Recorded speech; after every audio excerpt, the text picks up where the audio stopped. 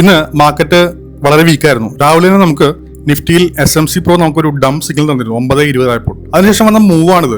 ഏകദേശം ഒരു 250 point നിഫ്റ്റിയിൽ fall ഉണ്ടായിട്ടുണ്ട്. അതും ലാസ്റ്റ് വീക്ക് ലോ അതും ബ്രേക്ക് ചെയ്ത് താഴേക്ക് വന്നിരുന്നു. മാർക്കറ്റ് ഡൗൺ ആയിട്ട് പോലും ഞാൻ ഇന്ന് പറഞ്ഞിരുന്ന ഒരു സ്റ്റോക്ക് ആയിരുന്നു ലേറ്റൻ വ്യൂ. ഇത് ഇൻട്രാഡേ മാർക്കറ്റ് മൂവർ സ്കാനറിൽ നിന്ന് സെലക്ട് ചെയ്ത സ്റ്റോക്കാണ്. ഇന്ന് ഇതൊരു ഗ്യാപ്പ് പാരില്ല.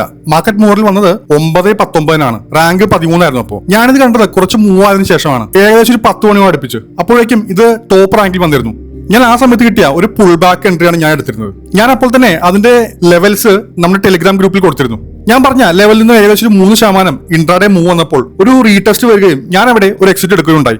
പക്ഷെ ഞാനത് ഗ്രൂപ്പിൽ പറയുമ്പോൾ ഈ സ്റ്റോക്കിൽ നല്ലൊരു സ്ട്രെങ്ത് കണ്ടിരുന്നു. നമ്മളൊരു റൂൾ ബേസ്ഡ് ട്രേഡിംഗ് ആയതുകൊണ്ട് തന്നെ റീടെസ്റ്റിൽ എക്സിറ്റ് എടുത്തിരുന്നു. അതിനുശേഷം ഈ സ്റ്റോക്ക് അവിടെ നിന്ന് ഏകദേശം ഒരു 9% മൂവ് വന്നിരുന്നു. പലർക്കും പിന്നീട് നമ്മുടെ പ്രശ്നമാണ്, അയ്യോ എന്റെ സ്റ്റോക്ക് കയറിപ്പോയല്ലോ, എനിക്ക് ഫുൾ മൂവ് കിട്ടിയില്ലോ എന്നൊക്കെ. പക്ഷെ നമ്മൾ വിചാരിക്കേണ്ടത് നേരെ തിരിച്ചാണ്.